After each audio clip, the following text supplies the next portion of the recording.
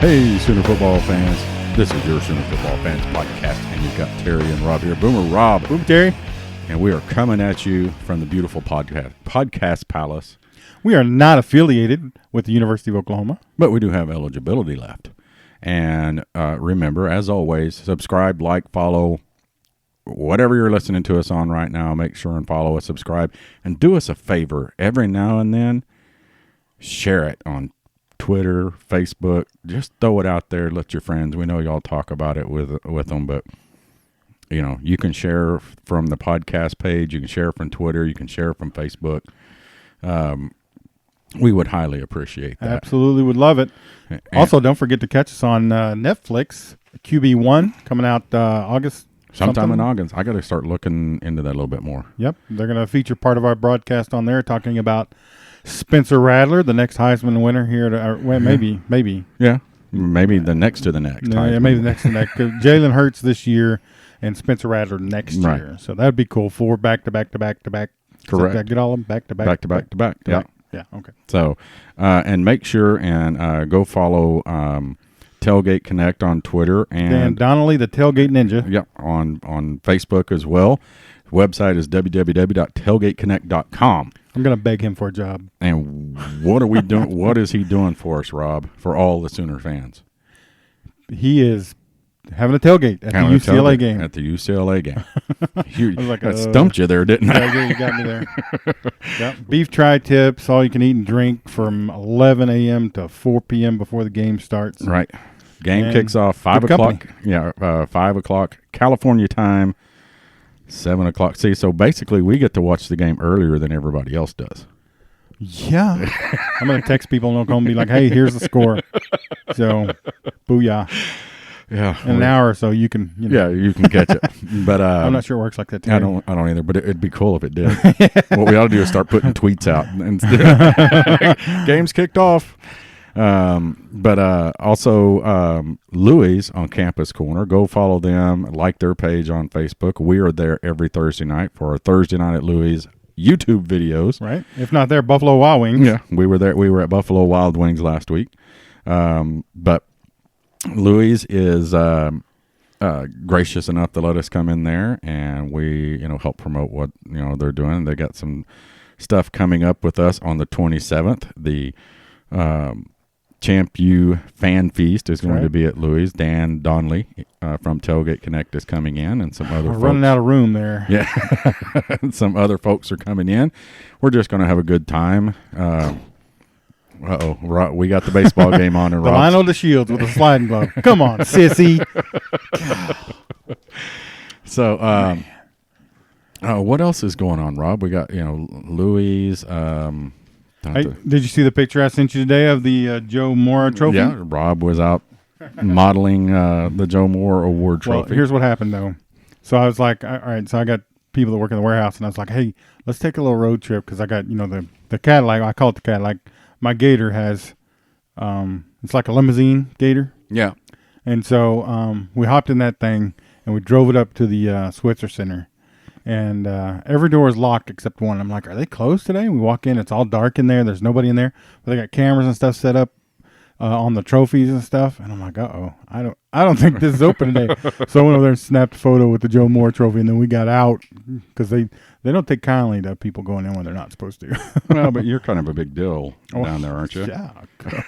I mean, everybody knows my name. Yeah, everybody knows your name. But coming up on this podcast, just so everybody knows, shortly we will have Collin Kennedy from OUInsider and a few other places, but mainly OUInsider. And he's kind of stepping in on short notice because our buddy Brandon Drum, I know he's put it out there, and folks who follow him, and he just had surgery. He was actually gracious enough to go, hey, I'm going to do everything I can to be there. And I told him, hey, dude, if you need to rest more. And he was like, yeah, I'd kind of like that. Not hating on him, I promise you.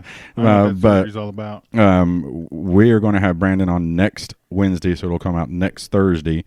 And we're going to talk about recruiting with Brandon. And next Wednesday podcast, we're going to put 2 out next week. But on Wednesday, the podcast coming out, we'll have Mike Regalado. Regalado. Sorry, Mike. He's not listening. No, he's not listening. But he is from What's Brewing podcast. We had him on last year, and we're going to talk about kind of preview the big game of the season. Yeah. And we did this last year, and I just want to point out that I think I picked 52-10, and everybody was like floored. They couldn't believe that I was picking it so lopsided. And what was the score? Pretty close to that. Pretty close to that. Pretty close. So I just, if you're listening, Mike, I just want you to know I was awfully close. But anyway, he's going to be on Wednesday's podcast. And then Brandon Drum, we're hoping, if he's still a little under the weather, that'll be fine. But planning on Thursday's podcast, him being on there. So, Rob, let's get right to it, because one of the things that we're going to have, what Collin is going to talk with us about is he was covering the Big 12 Media Days for OUInsider. Mm-hmm. What was your impression of? Did you get to look at a lot of it? Man, I don't even have TV. I canceled it all. So all I've got is internet now, and I've just been so covered up busy. I have not. I didn't get to see any of it.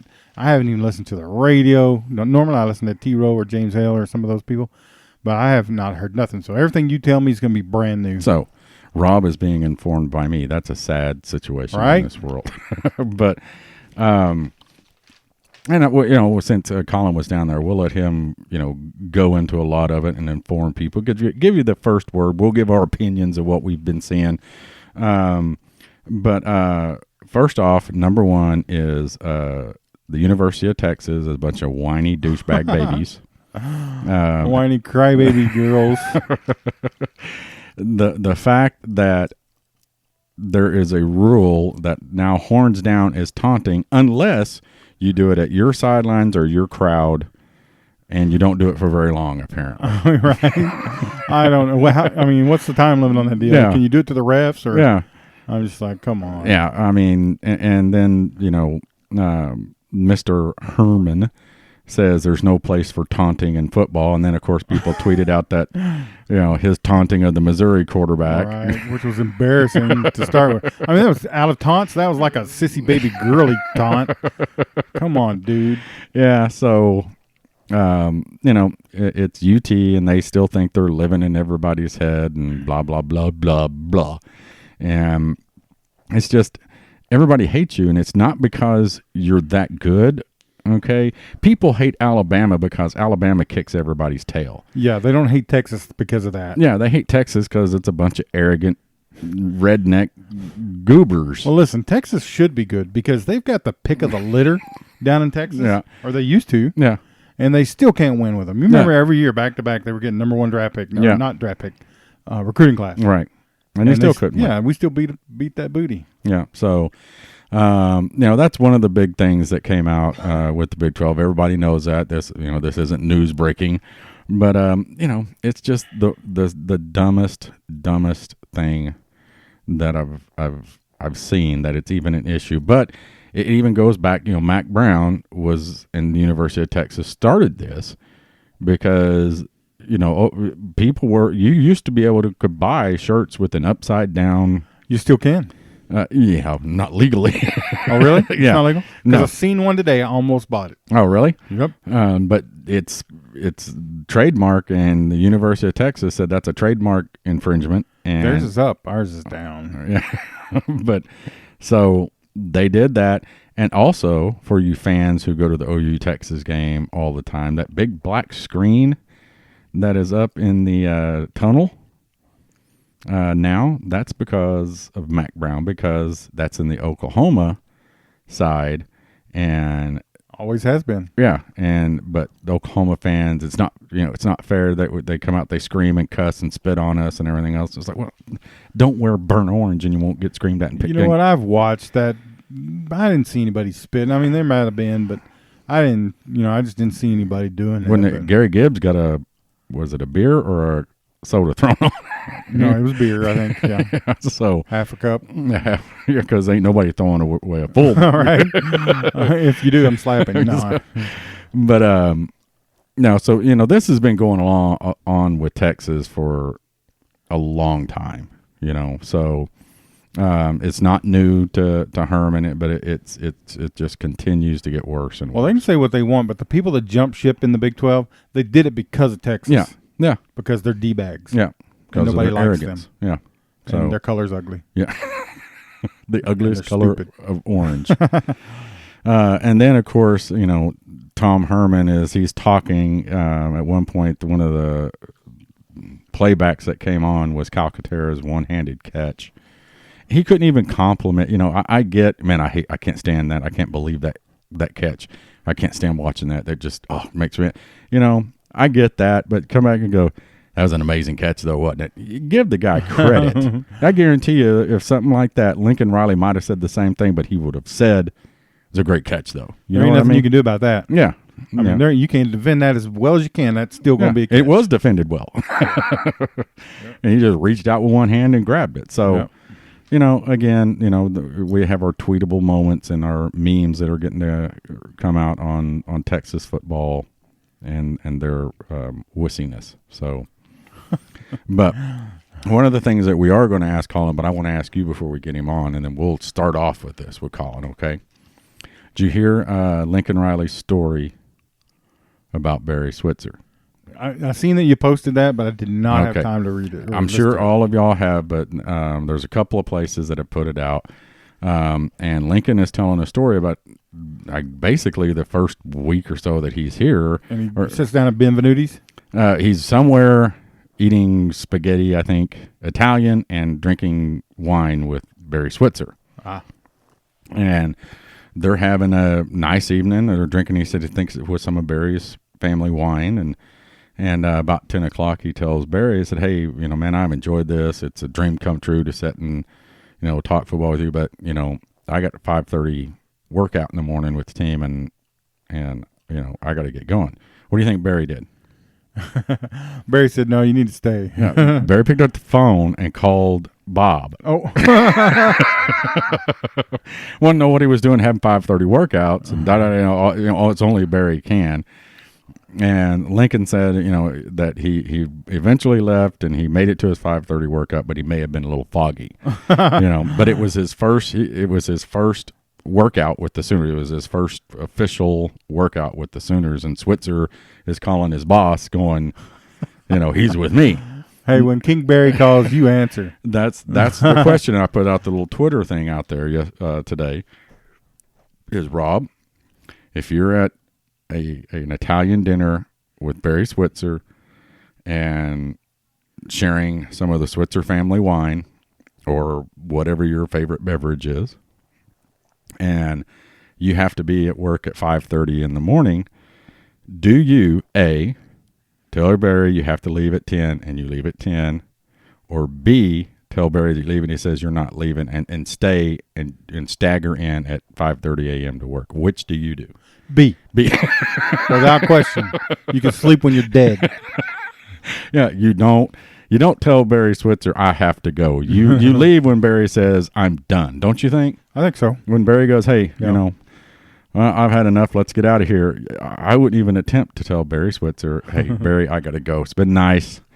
I got a 5:30 workout in the morning," which I don't ever work out at 5:30. I haven't worked out at 5:30 in the morning since. Listen, I haven't seen 5:30 since a long time ago. Now, I get up at 5:30, but I sit and drink coffee. I got to get my heart started, but I do not work out. I got to be working 9. I get up at 8:30. Oh, so you got banker hours, huh? 9? Nah, I get up earlier than that. But sometimes. Yeah. There's times that you do, but I want to run that by, Colin too. See if he's like everybody else has been. It's like you stay, you stay and hang out with Barry. So we'll find out Colin's take on that. But Rob, you want to touch on anything else? And just so everybody knows, we are watching baseball as we always do in the Podcast Palace during the summer. Hey, it's top of the first. It's 5-0 Arizona over the Rangers. Yeah, imagine that. Watching Rob's Rangers, and they're getting thumped in the first inning right now. They always do because they suck. And so when you hear Rob grunting, screaming, from this point on, that's what it is. Chavez hits Delano DeShields in the knee, and the very next batter, Alvarez, comes up and jacks one. I'm like, come on, dude. Yep. So, anyway, Rob loves his Rangers. I'm sure Scotty's. yeah. Scotty gets emotional. He's probably crying right now. Yeah. So, fetal position. You ready to get Collin on, Rob? I'm ready. Oh, let's do it then.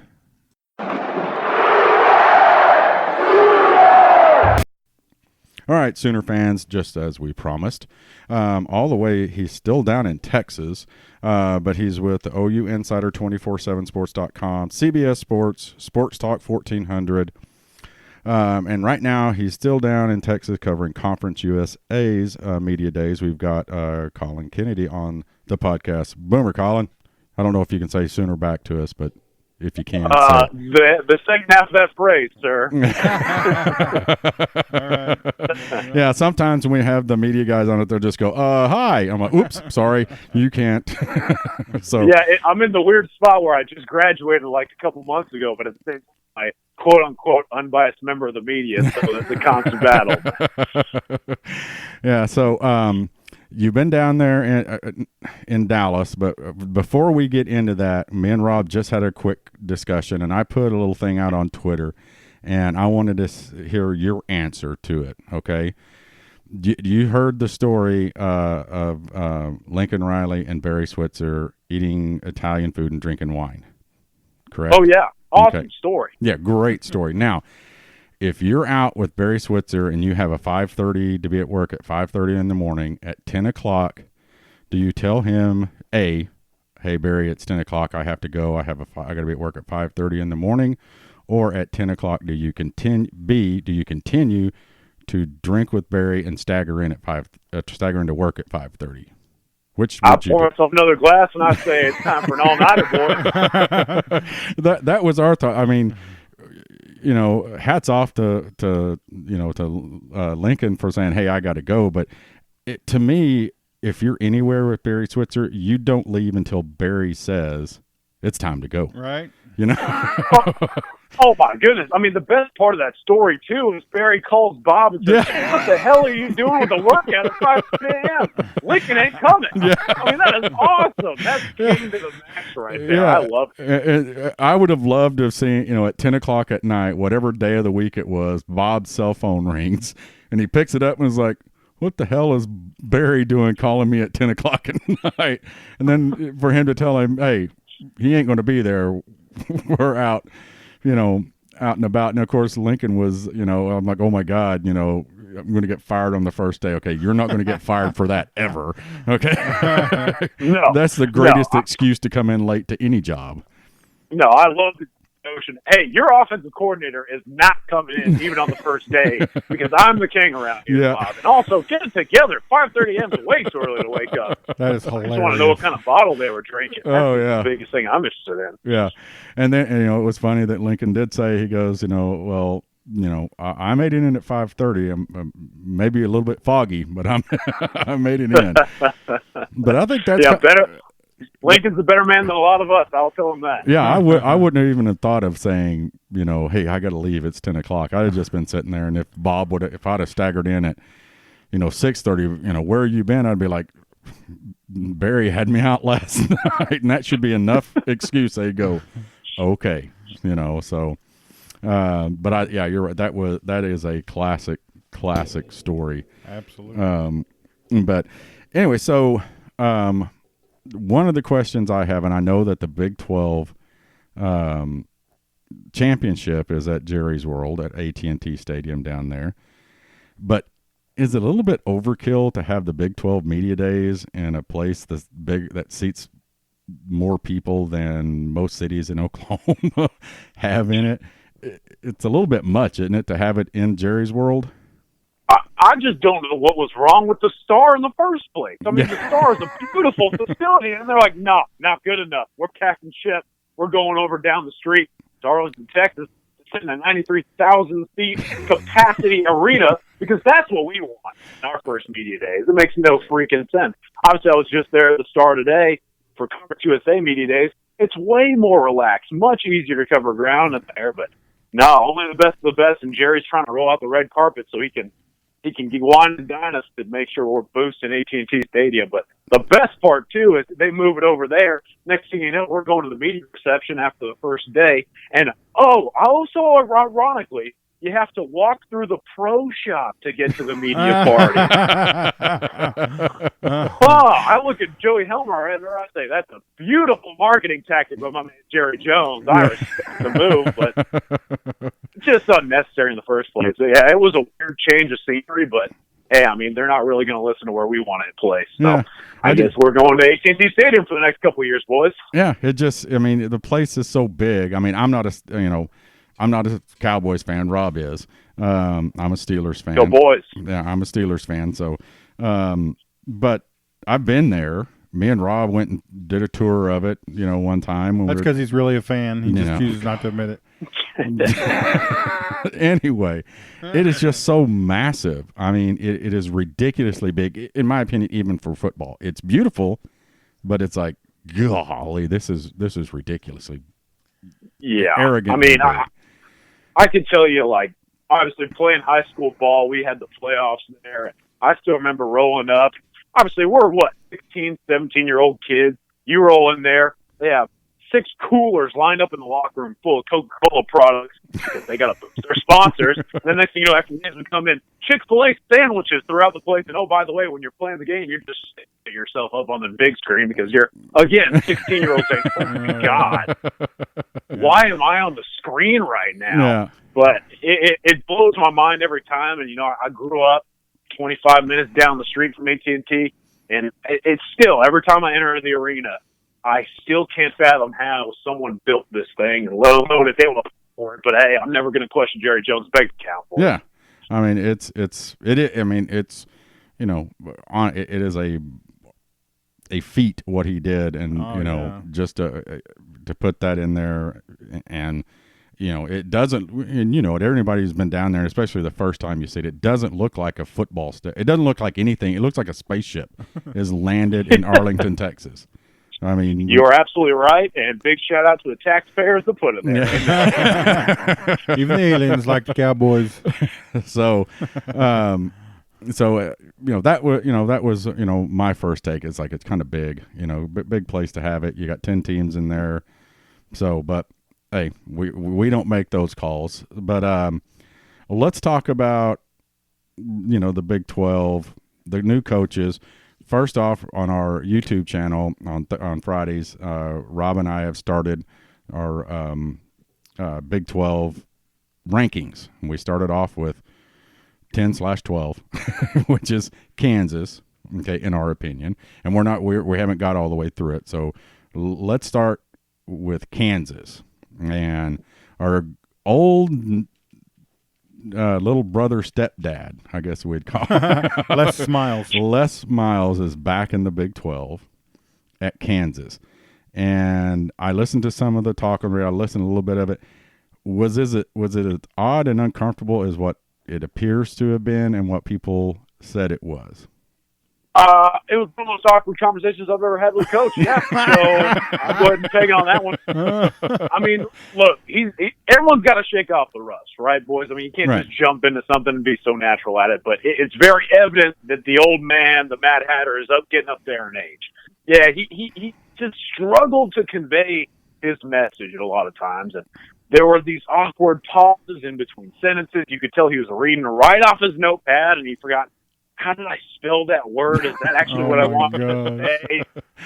And the next thing you know, where he's taking his questions after an extremely awkward opening statement regarding Puka Williams and the state of his team. And then in the question section, like, for example, I get up, I ask him, can you tell me what it's like to be the head coach of Kansas? What are the benefits and what are the challenges? Because, look, that's honestly an easy answer, boys. What's a challenge? Yeah. KU is awful. They have been awful at everything for the past several years. What are the benefits? There's a little bit of name brand recognition there. And, oh, yeah, you have a good basketball team. You got the Hill. It's the one hilly place in the state of Kansas. That's an easy answer. But he looks at me, takes a pause, and says, well, degrees are important. And I was like, what do I even do with that? I don't even know what to say after that. All right. right. He basically Coach. just goes on this rant about how it's important for a student athlete to get his education. I'm like, well, that's not a benefit or a challenge that you just gave me. So I'm going to make up one. But Yeah. no, I'm concerned about Les. I think that he's walking into a situation that I just think he may have gone for a job a little bit too eagerly. I know it's been eating at him, but he hasn't been able to coach on Saturdays. But was KU the right job to take? I'm not entirely sure. He walked right into a situation where his star player was in a grave situation. His team as a whole has been struggling historically over the past couple of years to the point where faculty members at the university are begging for the shutdown of the program. I mean, Les came in and he needed to prove to me that he could handle this type of challenge. And I don't know that he did during Big 12 Media Days. Wow. Yeah, I mean, I heard some odd things that he said, listening to the different radio stations. One of them said that in a one-on-one conversation, actually it was Sam Mays, it said that he looked over at, I think it was some of the players from, was it Baylor? No, TCU. He looked at a couple of players at TCU and goes, we've got guys that look just like that at Kansas. And Sam was like, what? No, you don't. But, he said he believes in it. But I think his problem is, Les Miles' problem is too much just for men hair product in his head. Because if you saw him in the Dr. Pepper commercials last year, the dude is like awkwardly redheaded. It wasn't even a normal looking color. And it's got to be that or all the grass he's eating is starting to grow a garden somewhere in his body. Oh, my God. The pesticides. Too much fertilizer. That's got to be clogging up his blood flow somewhere. So, I don't know, man. Maybe he's just struggling to get through the grass that's all in the system. But yeah, I don't know, man. He's really having trouble processing things, it looks like. Yeah. But, well, I mean, as much as we don't like him or make fun of him, he's a pretty good coach. So I think we'll know pretty quickly whether or not he's, bit off more than he can chew. And it'll be another Charlie North in the, exit of his career. Yeah. So. Yeah. I find it interesting, guys. Obviously, Les Miles has been known as a very good coach, and he did have that championship run at LSU. But on top of that, what his offense is, right? It's the old school version of offense. 3 yards and a pound of dust. Yeah. You're exactly right. And so when he's entering this kind of conference, this is not the SEC. This is a conference that has taken control of the spread offense and made it into something completely different. We're now seeing some of the greatest statistical numbers when it comes to offense that we've seen in a long, long time. And, of course, the top team within the conference has been the top offense for the past couple of years. So I want to see almost every offensive category, rushing, passing overall, almost every category Oklahoma is leading. You're exactly right. And so with that being known, I want to see how Les Miles tailors his team to his talent. He did bring it up, and I'm glad that he did. Great coaches tailor their offenses to what their players can provide, and that's exactly what he has to do at Kansas. He doesn't even really know who his quarterback is. It's between McVitie and Carter Stanley, and I've seen a lot of Carter Stanley. I'm not too fond of him. Honestly, I'm getting tired of him missing 7-yard throws.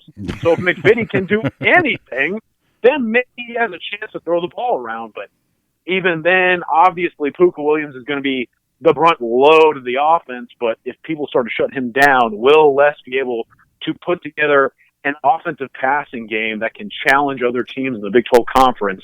I really want to see how that pans out for him. Yeah, well, it's not going to happen this year. No. So, that's why we put him at dead last. Dead last. So, yes, I agree. So our next one, number 9. Kansas State. Okay. New coach. They've been going downhill, I think, for the last couple of years.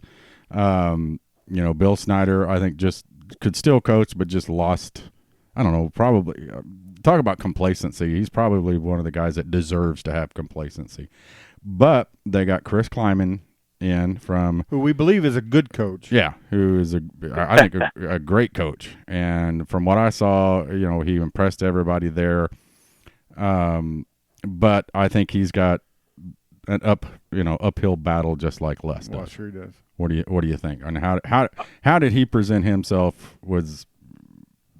So I agree with everything that you're saying, guys. I personally am very high on Chris Kleiman, and I'll tell you who else is. It's a guy named Lincoln Riley. And anytime Lincoln Riley is high on somebody, I'm going to go ahead and agree with him, especially when that coach is coming from North Dakota State, one of my favorite programs in football, because all they did was beat the crap out of everyone in front of them and win multiple championships. Let me tell you something. Chris Kleiman came into that media day session and was one of those poised, understanding, and passionate coaches in attendance. And that's what I wanted to see from him, because obviously he had the pedigree of the past. He has a program that's kind of dipping. So he needed to show that, again, just like Les Miles, what I'm saying, you have to be able to show that you're up for the challenge. You can handle a task of the nature that you're getting into. And Kleiman showed me exactly that. Lincoln said he really likes what Kleiman thinks about offense, about football. He can tell that Kleiman's a really smart guy, and they really hit it off when Big 12 coaches met. On top of that, I think Kleiman just took every question, understood kind of the hesitant nature between each reporter's question, and faced it head on. And on top of that, from everything that I've heard behind the scenes, Kleiman's staff has come in and done a remarkable job of connecting with the kids. And that's always, to me, 50% of the battle. Can you get the buy-in off the bat? Great coaches do that. Struggling coaches do not. Take Seth Luttrell, the guy who I talked to today. Seth Luttrell got his kids to buy in immediately. And next thing you know, they're beating SEC caliber teams like Arkansas with ease. All right. Now, do I think Les Miles is getting the same buy-in? I don't know. I haven't heard. But I do know that guys like Skylar Thompson, Kansas State quarterback, when Kleiman got on campus, the two hit it off immediately. And I know that Skylar Thompson and the previous coach who we all know was there did not get along very well. So if Kleiman is able to get the most out of his players that are already on campus, it's only going to set him up for success in the future. I think he has a lot going well for him right now. And while I don't think we're going to see Chris Kleiman have the maximum amount of success that I think he expects, I think that might be coming. And I really do think that Kansas State is a program that if you have the right coaches in place and you have a great development program in place, you can get the most out of a pretty sticky situation. I think Chris Kleiman can do exactly that. And one of the things that I heard, and I was actually watching one of the Bison's games, I think it was like 2 years ago. It may have been last year, but they were talking about the caliber of football players that he was getting up there, which were high caliber. They weren't all division, not Division I players, but you know what I mean? They were the best of that. And he had a knack of making sure that these kids understood that you waited your turn. That they had system. It's you are going to play. Our plan is when you're a junior, you're going to be here and you're going to do this. Our plan is when you're a sophomore, you're going to play this many plays here. You may not play full time into your same, but he got those kids to buy into that they will come and they may not see the field their freshman year. They may not see it their sophomore year, but you know what? They knew from the time they got there that the third game of the season, their junior year, they were going to be playing here and doing this. And that to me is amazing. If you can coach a kid, if you can tell a kid, wait in this day and age, and they wait patiently, that's saying a lot about a coach. Yeah, and here's what's really interesting about Kleiman, okay? Let's take some of those star players. Number one, let's go ahead and address the obvious. This guy worked with Carson Wentz, and he took Carson Wentz from a relatively unknown guy to one of the top picks in the NFL draft and one of the better quarterbacks in the NFL when healthy. On top of that, I think one of the more underrated players that Coach Kleiman really produced into a budding star was a guy named Easton Stick, their quarterback of the couple of past years. And Easton Stick kind of succeeded Carson Wentz and became an immediate star. Why? Because, like you're saying, Easton Stick kind of waited, developed. And Kleiman is going into a program where it has kind of a differing history when it comes to quarterbacks. I'm going to bring up two. Number one, Collin Klein, one of my favorite quarterbacks I've ever watched play in the Big 12. Collin Klein, not only great name, wink, wink, but he was also a phenomenal player. And what he did with Kansas State when he was playing was unbelievable. Take Josh Freeman. Right. Has Josh Freeman lived up to the hype and the expectations? No. But it goes to show you that you can get talented quarterbacks at Kansas State. It's something that you can achieve. Now, if Kleiman can do that, it has been shown in his previous track record He can take those quarterbacks and make the most out of them. I want to see what he does with Skylar Thompson. Like I said, Skylar Thompson did not get along very well with the previous staff. He has immediately gelled with Kleiman and his crew, and he's automatically saying he would go to war for the guy. If he can get the most out of Thompson and then build that momentum towards his next couple quarterback recruits, then maybe Kansas State becomes a place that you want to go if you're a younger, underrated high school quarterback that wants to find a way towards maintaining and consistent success. So I think Kleiman, we definitely have to look at, like you're saying, how he's able to take talented younger players, develop them, have them wait, and then stick them in a star-studded status once their time comes. Yeah. And the other thing about Kansas State, Rob and I have talked about on many occasions, is when Coach Snyder, or, when he does pass at some point in time, are they going to build a statue, or are they going to have him taxidermied and rolled out onto the field for every game? I'm thinking B on that one, because I've got a good friend of mine that is a diehard KSU fan, and they love that. That guy could do no wrong. I mean, they love him. They love him like Penn State fans love Paterno, ridiculously a lot, So it's interesting too, because obviously Snyder wanted his son, I believe, to take over the program, and that didn't work out. But if you really think about it, did Snyder do them any favors by holding out that long in hopes that would actually happen? No. I don't know. Maybe it's something to think about. But as far as your little scenario there, I think this is one of my battles where I just say I'm an unbiased member of the media and let that thing play out. Yeah. Because I'm not trying to get pegged either side of an awful situation. Yeah. Okay, now our next pick was probably a little bit controversial, I think. Okay. And it's not because we, dislike them as much as we do. But coming in at number 8, we got Oklahoma State. Ooh. Yeah. Wow. Yeah. So reason behind that, okay, mine, Rob can share his, but I think, Rob and I, weirdly, oddly agree on most stuff, which is kind of, odd. But number one, and when he was talking, he talked about his complacency last year, and he took 60%, I think he said, of the responsibility fell on him. Well, personally, I think it's more than 60% fell on him for last year. I don't think he has the passion that he had before. I don't think it's there for him anymore. I think he's tired of hearing every other year, people think he's going somewhere else, and the Boone Pickens situation, I think that is all worn on him, and he's just kind of in that, because he's snippy, he's the cute, funny guy, like he was, at the media days, and when they won, he's drinking a Slurpee, but when they lose, and the way he's treated the media and not allowing the players, I just don't. I think his give a crap's gone, and I think it's showing, and I think it's going to continue to go downhill. That's my opinion, and I don't think they're going to have. I think they're going to be worse than they were last year. They played good against. Rob, they played good against the good teams and horrible against the bad teams. You have a good point, Rob. Do you have anything to follow up on that? Because I'm interested in this scenario. Not really. I think we did some research, and they lost quite a few linemen. But I think they got a transfer in or something, but they lost some linebacker. I can't recall it now, but for whatever reason, we did think that they were going to struggle this year. But they got a good quarterback, but he's still untested, I think. So we're just not sure. Yeah, but okay. I just think I just think Gundy is I think his fire, it was a interest, for a guy to get to coach an alma mater that he was a great quarterback at is rarity. And I think he took that with passion, and I just think he's burned out. I think he's tired of hearing Boone Pickens runs everything. He has to answer those questions every year.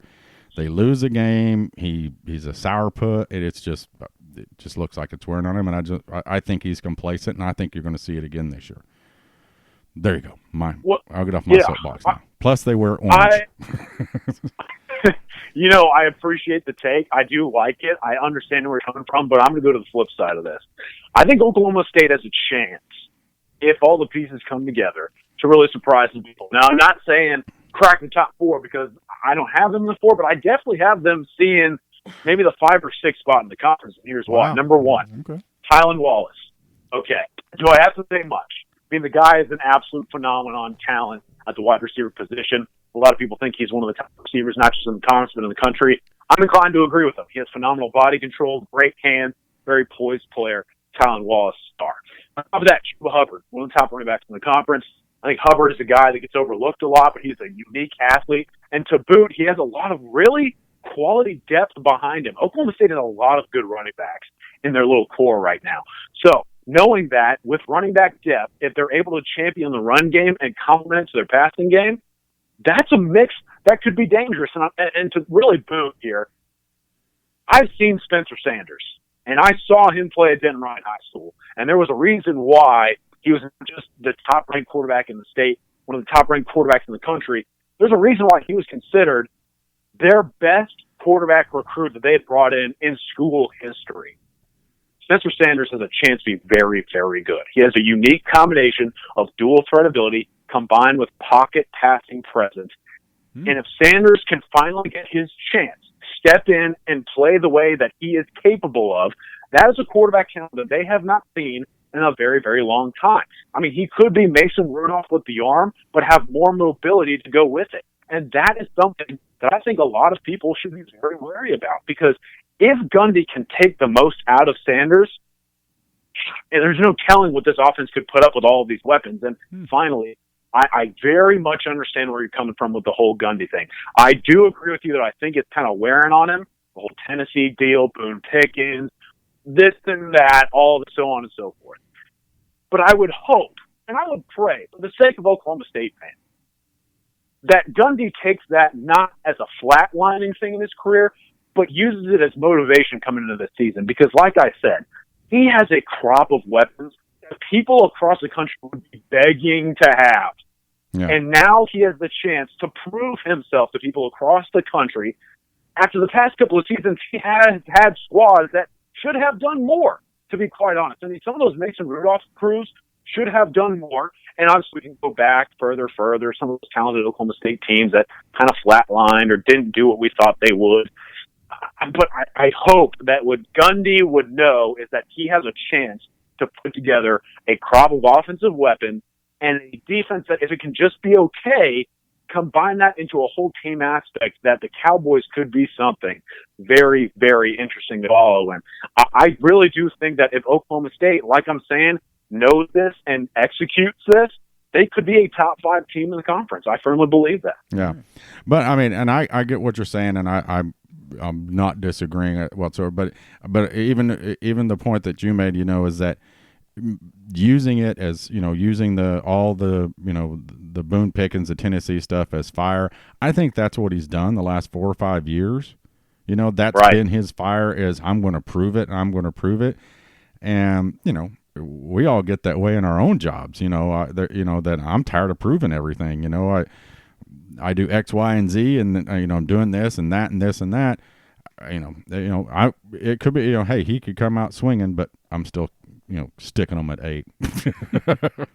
And if you can, and if you ever find out why their stadium goes east and west, we're still doing research on that. Why their football field goes the wrong way. So I will be on the phones right now, gentlemen. #sources will be reporting soon. Okay, now the next one we had, and this is as far as we've gotten, so after this one we'll just kind of go by team. We had coming in at number 7, Rob. Texas Tech. Texas Tech. Okay. And first off, the stuff I saw on their new coach, Matt Wells, when I read it, last week going through it, I was like, man, this guy's kind of arrogant and thinking this and that. Now, when you see him say it, it's not arrogance.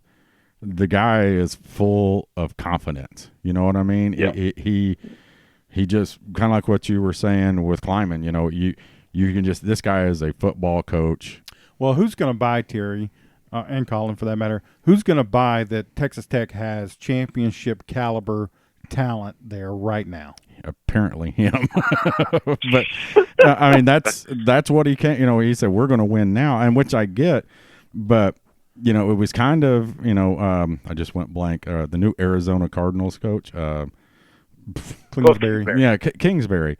You know, it's kind of a slap in his face that he's got the stuff here, he just couldn't do it. Right. And that's a whole nother topic of how Kingsbury got to the NFL. Nobody can figure out. But, but you know, they're kind of the same. Texas Tech has been kind of on that downward slant, you know, every now and then. Kind of like Kansas State. They're the Kansas State of Texas. You know, they have those really, you know, they play against Oklahoma, and it's a freaking 75-72 game, and then they go out, you know, I think, didn't TCU throttle them last year?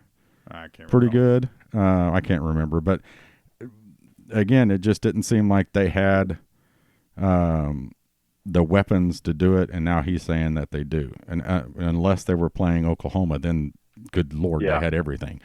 But okay. Here's the thing. I love that point you guys just made.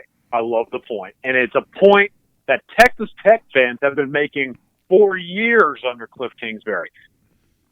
Texas Tech has honestly had talent that they should have done more with. Right. And they just simply did. And that's why Kingsbury's out. You mentioned it's a gray area and kind of dangerous to discuss because it could be a slap in the face to Kingsbury.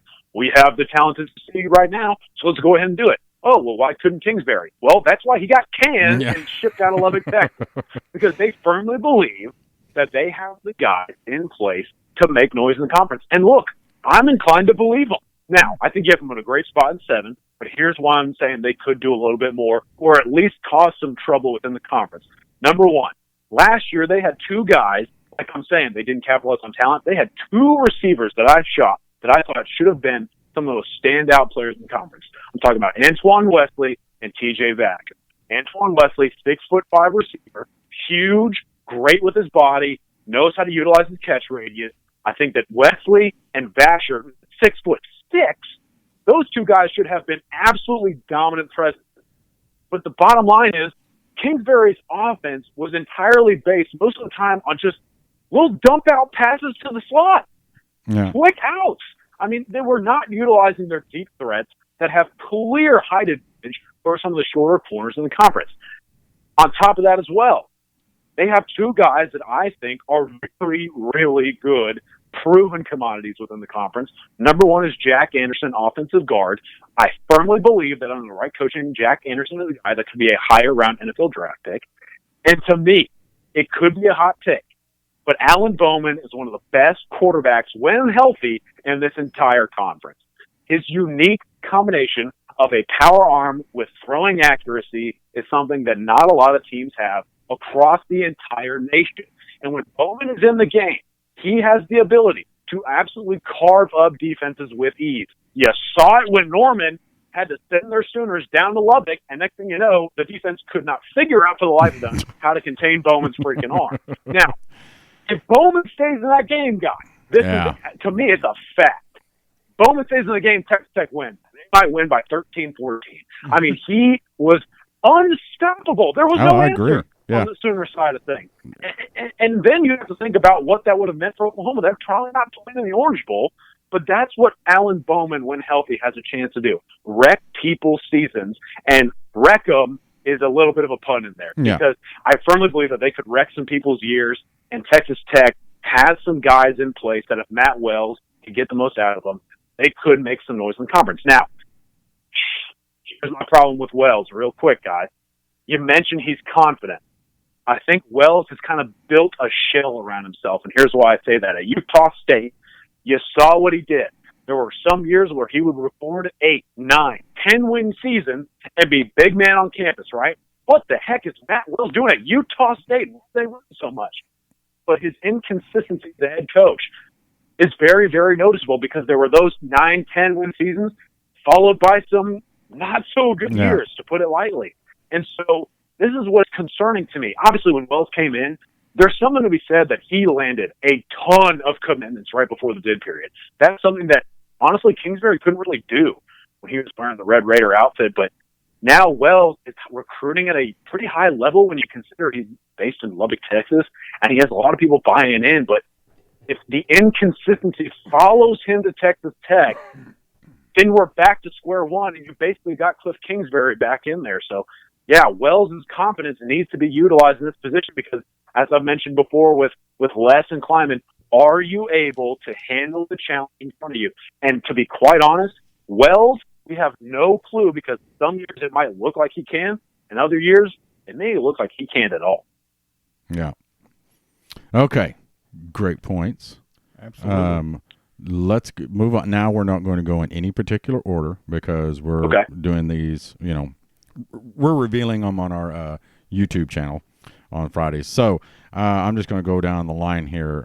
TCU, me personally, I think TCU is going to be a lot better than what people expect. And bases nothing. I'm basing this not on talent or anything else other than coaching. Because Gary Patterson, when he has a down year, comes back with a vengeance. Every time he's had a down year, he comes back with a vengeance. Well, you know what? I think that Gary Patterson is one of those coaches who does more with less talent. That's a good point. I think he's that type of coach. I think he's good. I don't think they have a ton of talent down there, but I think that he's coaching them up pretty well, so we'll see. And I think they were better than what they ended up being last year. I think that Ohio State game just took everything they had in them out. You know what I mean? It was that type of a game, and to have it yanked out from under them, and it can happen both ways. I mean, if they'd have won that game, they could have been a little arrogant coming out of it. But I think that emotionally and everything just knocked the wind out of that team, and they just didn't recover from it. And just continued downhill. But again, I mean, the guy can coach, man. Yeah. What do you think, Colin? So you bring up a great point. The old saying goes, Coach Patterson never has a bad year twice. Right? And to further your point, Rob, the guy does more with less talent. How has he become a potential Hall of Famer at a school like TCU based on that idea alone? One of my favorite teams I ever saw was a team led by Andy Dalton, Jeremy Curley, Tank Carter. I mean, some of these guys were just complete unknowns. I mean, but Patterson took those guys and made them not just one of the best teams in college football, but the winners of the Rose Bowl over a Wisconsin team that at that time was loaded. Yeah. TCU is a very interesting team this year because here's the thing. It was the talk of the entire media day. Who the heck is starting at quarterback? We have no freaking clue. There's 6 guys in the running right now, and the bottom line is 3 of them are barely even healthy enough to actually compete for the job. The most healthy of them, being Alex Delton, the transfer from Kansas State, can't hit the broadside of a freaking barn. So where does that leave Gary Patterson and his offense? Oh, boy. He literally can't run practice because his starting quarterback, his lone quarterback healthy, can't throw to his receivers. And right now we're looking at Delton as a starting quarterback for the TCU Horned Frogs. I mean, look, they've had quarterbacks that haven't been great with the arm, but as Delton is their starting quarterback, oh, heaven's prayers, because, man, I don't know how far they'll get. Now, Baldwin, the Ohio State transfer, number 1, if he can get immediate eligibility, it will be really irrelevant because he's banged up right now. Had a recent surgery that no one's really talking about, so he'll be out. On top of that, Justin Rogers is a player that I thought when he came out of high school could be the next Trayvon Boykin or a little bit more, but his leg literally exploded. So here they are, with maybe their best talent, with literally no ability to walk. So TCU has guys in place, again, to have talent maybe emerge in places that we didn't expect. But the bottom line here, guys, is TCU has lost Kevontae Turpin to circumstances that I won't really get into. Yeah. On top of that, they lose 2 of the conference's best defensive ends in LJ Collier and Ben Bandigu. They also lose Ty Summers, one of the best linebackers in the conference, and a guy that I really loved watching play football. But then, like I'm saying, they kind of have some questions in the offensive line, and the quarterback position is something they have to figure out. And I don't know who the guy will be. It sounds like Delton's going to get the nod the first couple of weeks and go from there. I'd keep an eye on Max Duggan, the young man from Iowa, the true freshman. Sounds like he's impressing people in practice. But I'm kind of with you guys. They could play higher than their potential and follow through with that old saying. But at the same time, TCU is just in a really difficult spot right now when it comes to bodies and health, and that is something you can't really escape no matter how good at player development you are. So I have them at 6 in the conference. I really do think that they're going to have an okay year, maybe surprise some people, but outside of that, it's just very hard, no matter how good of a coach or player you are, to out-juke the injury bug, and that's kind of something that TCU is struggling with right now. Yeah. Okay, next up is one of my most hated teams, and a team that I think is going to be scary. Rob thinks they're going to be scary, and I think you probably more than I do, but that's the Baylor Bears. Baylor. Yeah. So, Rob, I'll let you kick off the Baylor guys. Well, I think that Baylor, and I could be totally way wrong on this, Colin, but somehow or another they're still attracting some pretty good talent. And I think their core base of offense and defense are not bad, to be honest with you. And I think their coach that's there now, I think Matt Rule. Yeah, I think he's pretty good as well. So honestly, I don't think Baylor's going to be bad at all. I think they're going to be, as much as I hate to say it, I think they're going to be probably better than what most people think. And I don't like Baylor. Okay, the fan perspective here, which is the only perspective Rob and I have, is that them and their fan base became arrogant because they got good for a couple of years. Okay. Yep. You were the deepest, darkest depths of football. The only one worse than you ever was Kansas State. And because you got good, all of a sudden you guys want to talk smack to everybody. And, they beat Oklahoma a couple of times, beat us pretty good a couple of times. But other than that, they never really won any big games. You know what I mean? Yeah. You don't have the right to be that arrogant. Right. But that's just it. But I think they're going to be not really a surprise, but I'm thinking they're going to be in the top 5 of the Big 12. It's funny because just a couple of years ago, you would not have found a bigger voice when it comes to the begging and pleading of shutting down a program as far as Baylor football than me. I wanted Baylor football done. It should have been. It's atrocious. Yeah. It's honestly one of the most disgusting things we've seen in the history of sports, period. I mean, look, that ran for another day. Yeah. The bottom here is... Real quickly, though, we've talked about this before. To me, you're absolutely right. Baylor should have been done away the same way as Penn State should have been. Yep. They should have kicked sports, them and Baylor, and said, you guys covered this crap up. You be here. I agree. At least a couple of year death penalty. Right. But they got out pretty clean. And I was enraged. I damn near punched several walls in my house. I couldn't figure it out. How do you let these players and coaches basically destroy the basic human rights of so many people on their campus and then just, oh yeah, you're good, slap them on the hand a little bit and let them go on their way?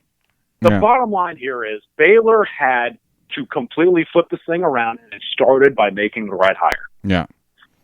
As much as it pains me to say, Matt Rule, I love the guy to death, and I want to see him have the most success possible. He and Matt Campbell are two guys that make you want to run through a freaking wall every time they talk because they are such great guys. They're great football minds, and they have a great understanding of their platform. And Rule walked into a sticky situation, took it by the reins, and said, this is not how we're doing things anymore. And I really loved what he did at Big 12 Media Days, guys. He got on the stand, and the first thing he said, every single player that I've brought here today is in some sort of postgraduate, master's, or degree furtherment plan. Jeez. I mean, that's insane. He literally stood there and said, we have one guy here today that is the top engineering student on the entire campus of Baylor University. Not just the top engineering student athlete. No, he's the top engineering student on campus. I mean, Rule has emphasized what you really want a program to value. And now he's starting to build a winner. Now, to further that point, he has players now. He has talent that can help him accomplish those goals. Charlie Brewer is a star in the making. That young quarterback that came out of the same high school as they won Baker Mayfield is starting to figure it out. And once he truly gets it, he is going to be one of the top quarterbacks in the conference, period. They have guys like Denzel Mims and Jamichael Hasty who are lethal as open field threats at either the wide receiver or running back position. And when you think about it, if their offensive line can just not be awful, this Baylor offense is looking at one of the top ones in the country yet again. If the defense led by Clay Johnson can maintain Big 12 offenses, this is a Baylor squad that I have in the top 4. They're that good, and Matt Rule is the guy to get them there. I am very high on the Baylor Bears, just like you guys, and I think they're kind of the Cinderella story of this season. A lot of media members share that same idea. Watch out for Baylor because they're a place and a program that could really stir the pot in the Big 12. And kind of another thing I'll throw out there, guys, Baylor's been bad, but think back to when Oklahoma traveled down there 2 years ago. Yeah. And that team was one of the worst teams in the entire freaking country. What did they do?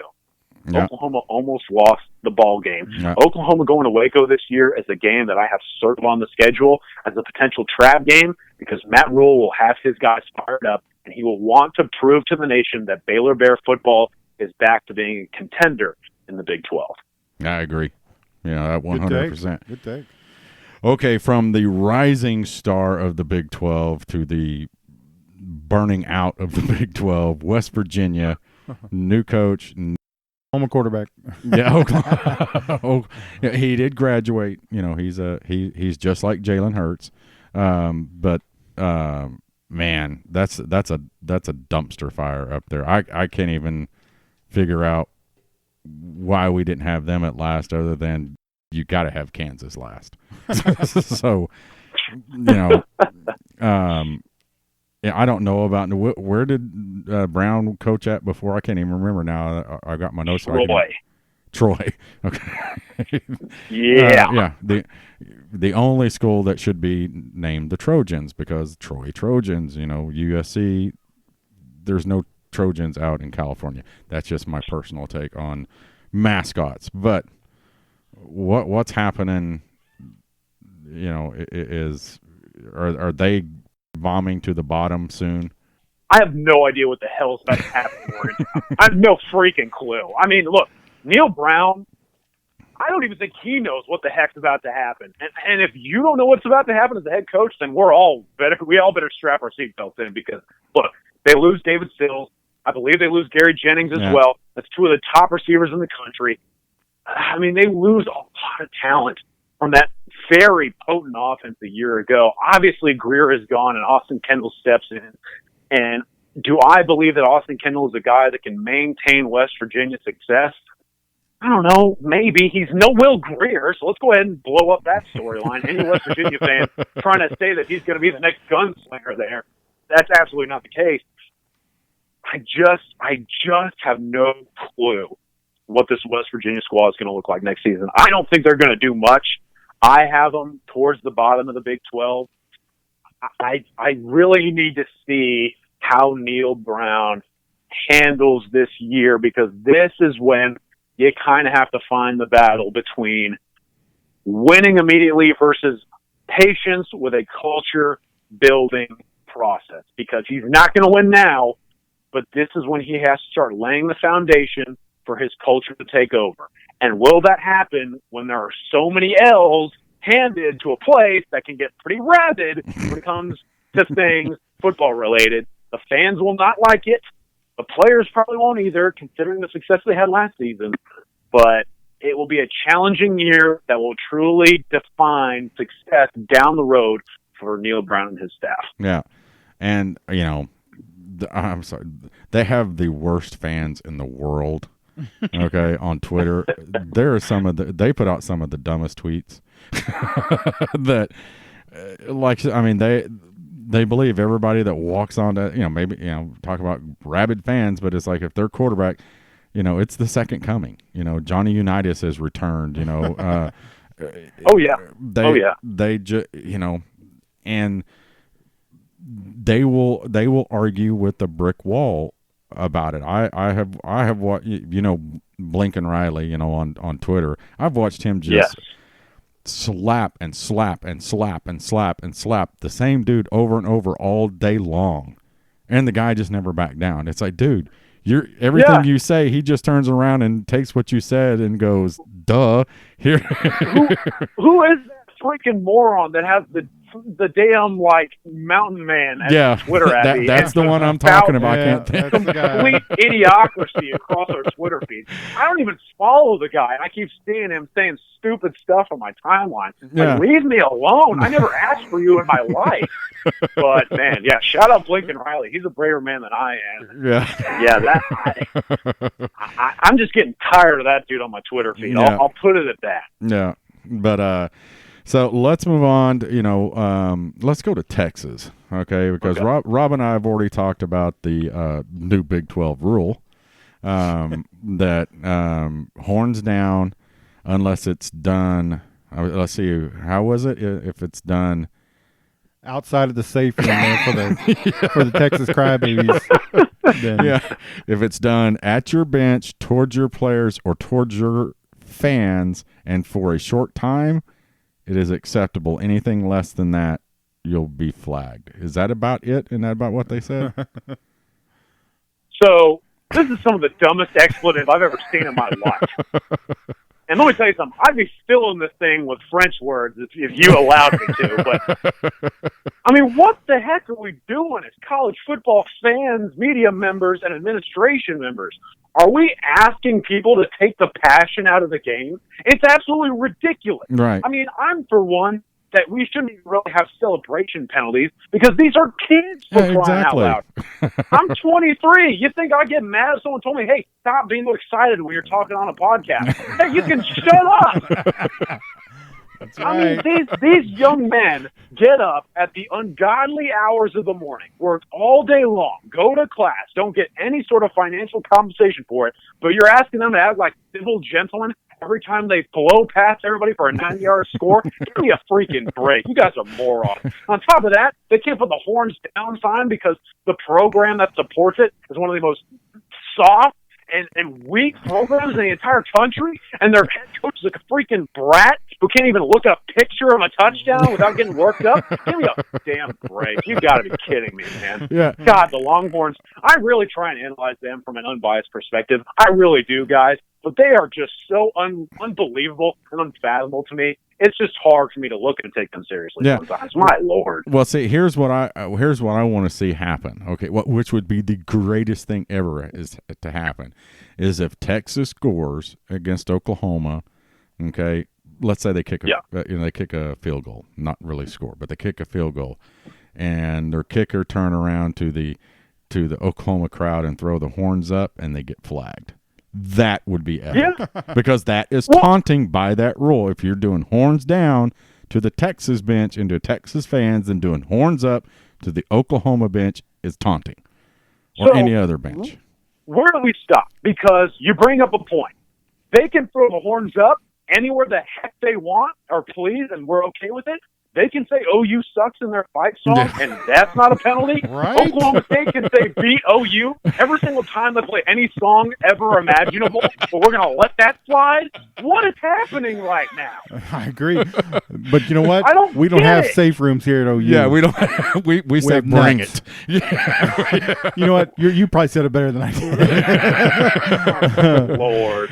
Yeah, It just blows my mind. The fact that they even, because it was the Big 12 commission. No, it was the head of officials. That was part of his presentation is the horns down rule.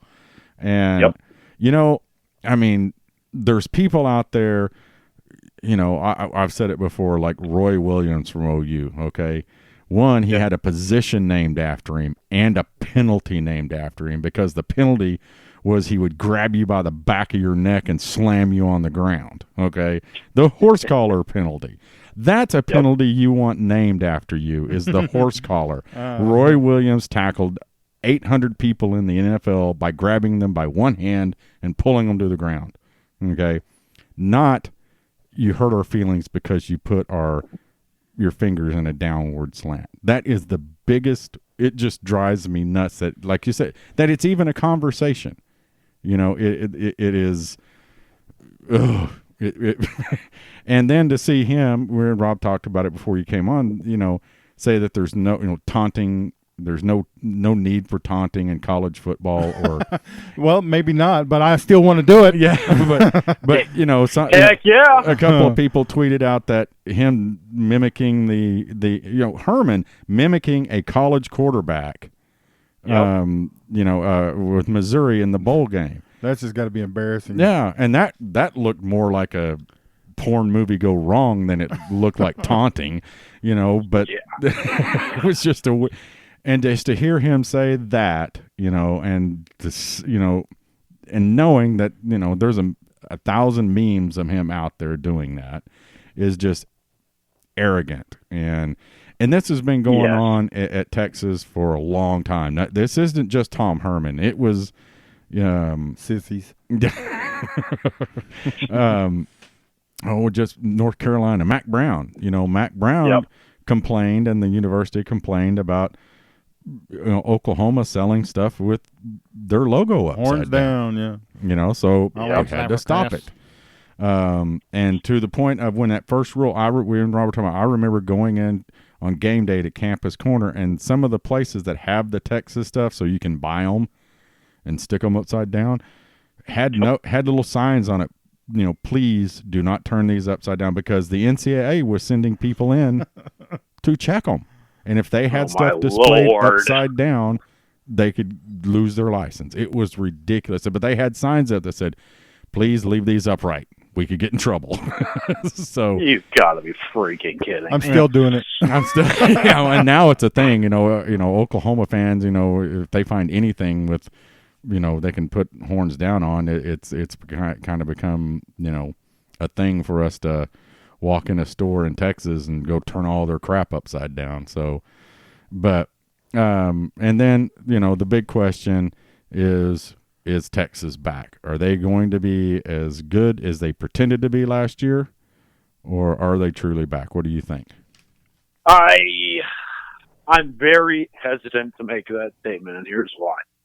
I think everyone's kind of riding the high because we can finally back up that statement. Right? For so many years, it was Tyrone Swoops diving into the end zone against Notre Dame, and everyone's saying, they're back. And the next thing you know, they absolutely blunder into Maryland and Kansas. But now and Kansas. They lose to Kansas. They're substance now. They beat Georgia in the Sugar Bowl. They beat Oklahoma in the Red River game.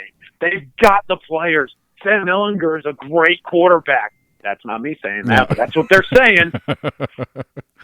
And that's the problem, is the haze is always going to torment Texas, its supporters and its buyers. Because I'll tell you right now, no one's talking about how they have lost so much defensively, how they have a lot of players to replace on offense, really quality glue guy type players that Texas relied on in big game situations. I mean, they have to handle these different problems, and I don't think that the season panned out in the way that Todd Orlando wanted it to. And I think there's a lot of interior turmoil when it comes to Texas because they're so worked up about questions defensively. Is Todd Orlando the guy? Oh, by the way, we have to worry about everyone throwing the horns down because that's a problem we need to have when it comes to our entire football program. Right. They're managing a Longhorn network, and that's another issue that they have to worry about. But we just see the wins. We just see some of the star-studded talent that they have. And, yes, they have pieces in place. Elmer is a guy that can win them games. I think Keontae Ingram is a player that could really explode. And, obviously, I'm high on Colin Johnson. But will they be able to be a full-fledged team? I have them one of the top two teams in the conference. But I will say this. If I remember correctly, they have to go to Ames. Mm-hmm. And that, to me, is when you could see the second-place team in the conference step up. Because I think Iowa State's really good, too, and I'm sure we're going to get to them. But I'm not buying completely in to Texas to answer your question because there's a lot of interior turmoil, in my opinion, and they have a schedule that could see them slip up a couple of times. Lots of questions that need to be answered about the Longhorns. And until those questions are answered, I'm not going to send my full-fledged support of the burnt orange. Yeah. Well, do you know? I can tell you, Sam Ellinger is or Eleanor. What is that? What we're calling him? Whoa! Hard G. Well, come on, man. Did you Whatever not her want name anything is. for Media Days a year ago? Come on. But he is not a good quarterback. Do you know why he's not a good quarterback? It's plain and simple. The greatest quarterback to ever play in the NFL said he wasn't a good quarterback. Terry Bradshaw, 2 weeks ago. And don't argue with me about Tom Brady is a better quarterback. Just like Terry Bradshaw always says, he never lost a Super Bowl. He called his own plays. He was the offensive coordinator. The There we go. blah, blah, blah. Yep. If Terry, Spoken like a true Steelers fan. I love it. if Terry Bradshaw says you ain't a good quarterback, you ain't a good quarterback. Okay. So He has my respect in that regard. But I got 2 words for you: Roger Staubach. head to head against Amen. head to head Oh, against. I'm sorry. Conversation's over, Terry. Yeah, head to head No, against no, Terry it's over. Bradshaw. It's done. Head to head against Terry Bradshaw. Let's do it. No. Roger. Yeah, So- conversation over. So, moving on, I'm with you on the Iowa State deal. The funny thing is that if you see, and I've heard from other people, and you'll probably say the same now, on TV, Matt Campbell looks like a nerd that has no business on a football field. Okay, he really, to me, I'm like, well, that dude doesn't even look like he would know anything about football, but apparently in person, he's a pretty good sized fella. Yep. But whatever he's doing, putting in the water up there in Ames is working. They have become I think the most dangerous team to the big boys, I agree. to Oklahoma, Texas, Baylor, all of them. They are not the bully. They're the kid that walks up and punches the bully in the mouth. Well, Yes. you and I talked about this, Terry, when we were watching the game last year. They just do everything right. Right. I mean, Yeah. I don't know if they have stars or not. Just to be honest with you, they Yeah. don't have Kyler Murray, but everybody's doing their job and they're doing it pretty well. Right. Yeah.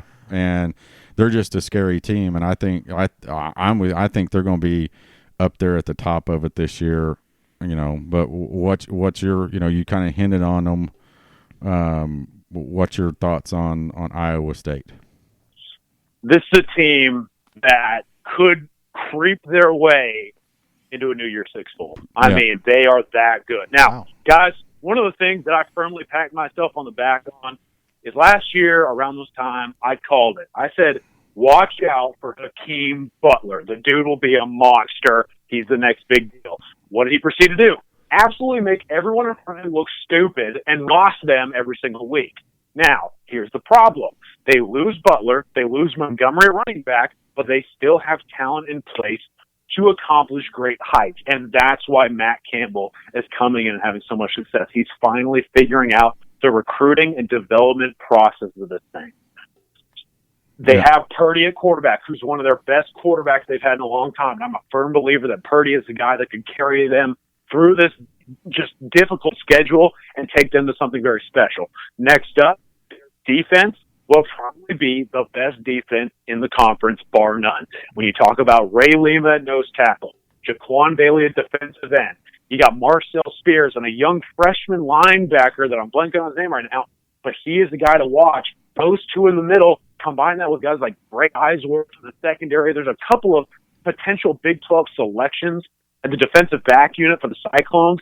They're going to wreak havoc on these offenses, and then next thing you know, they can turn it right around, and Matt Campbell's offense will find a way to hurt you. Yeah. I think the Cyclones, again, if they beat Texas in Ames and play against Oklahoma, and things pan out the way that I think they should, Oklahoma should make the playoff, and Iowa State would be that runner-up in the Big 12. They get to make it to a New Year's Six, Wow. likely the Sugar Bowl, and I think the Cyclones have a chance to win that game.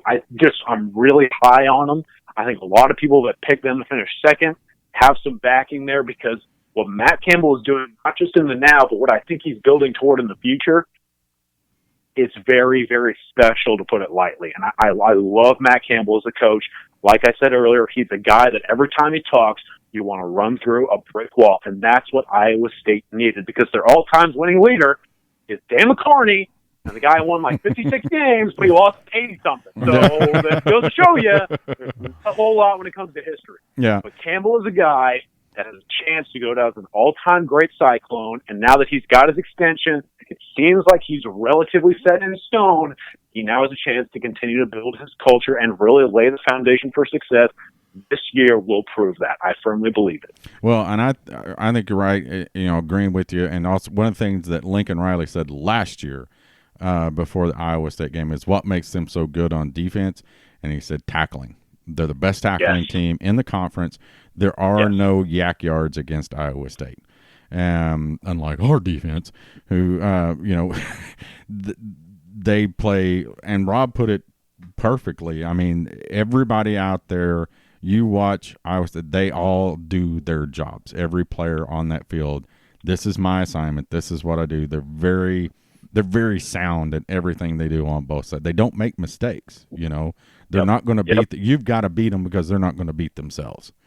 So, and hats off to anybody who can also recruit kids to Ames, Iowa. So,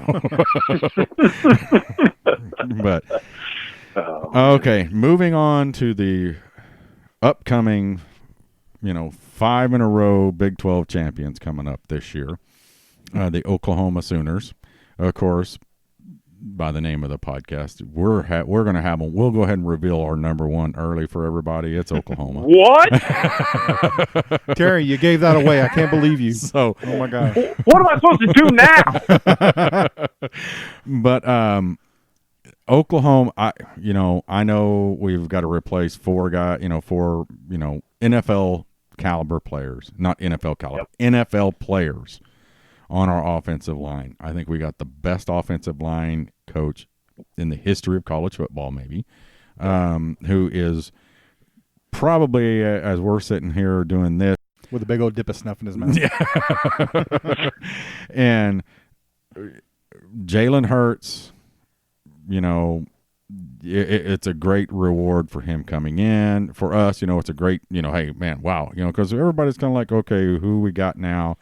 Kendall, is Rattler going to come in? And then this deal happens.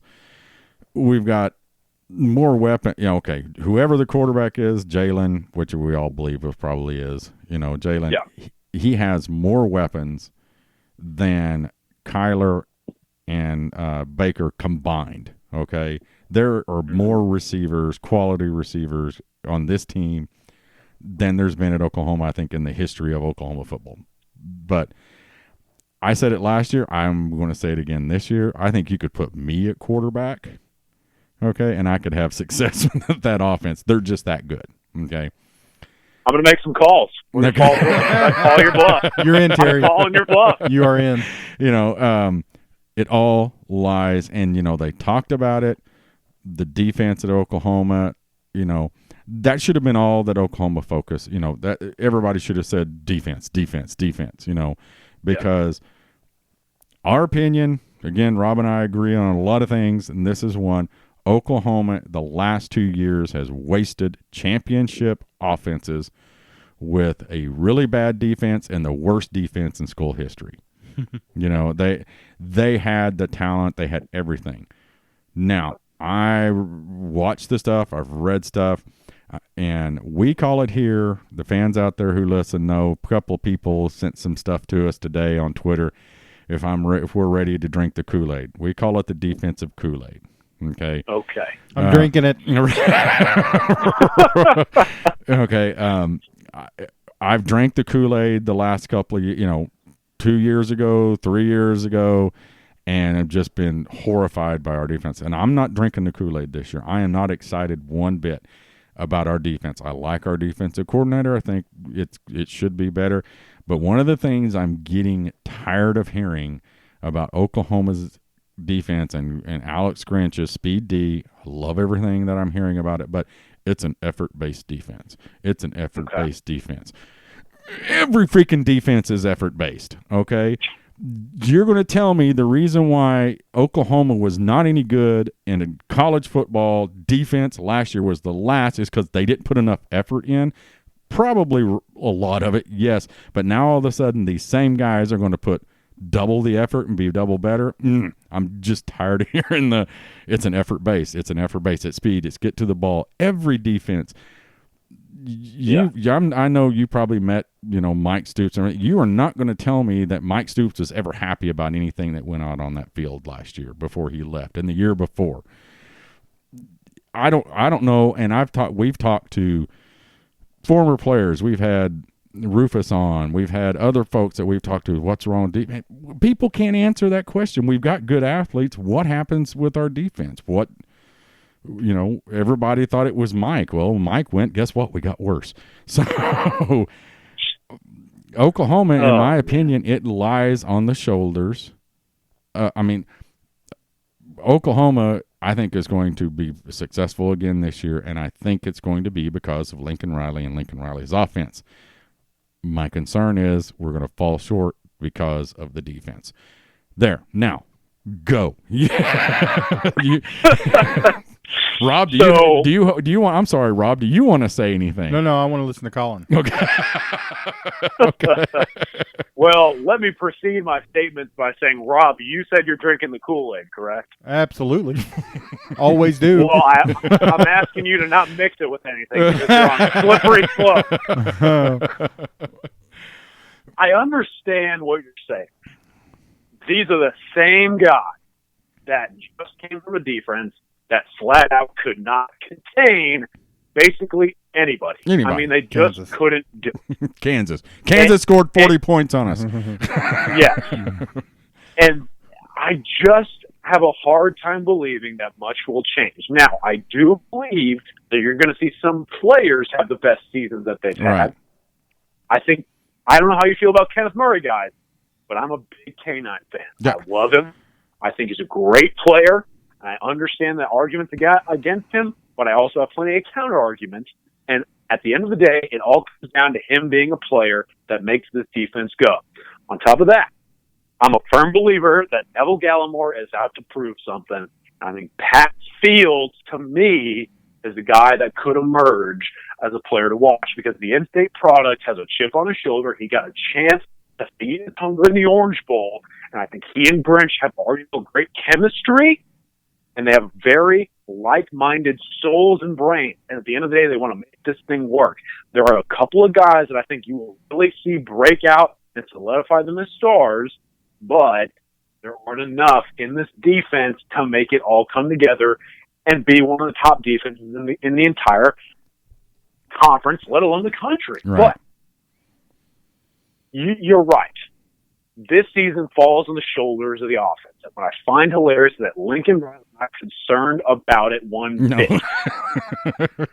Barry Trammell has a way of making headlines, people, and it's not typically from his articles. It's how he's handling himself in press conferences because you saw it. He got up, he asked Lincoln, I expect your offense is going to dip, so can your defense rise to the occasion?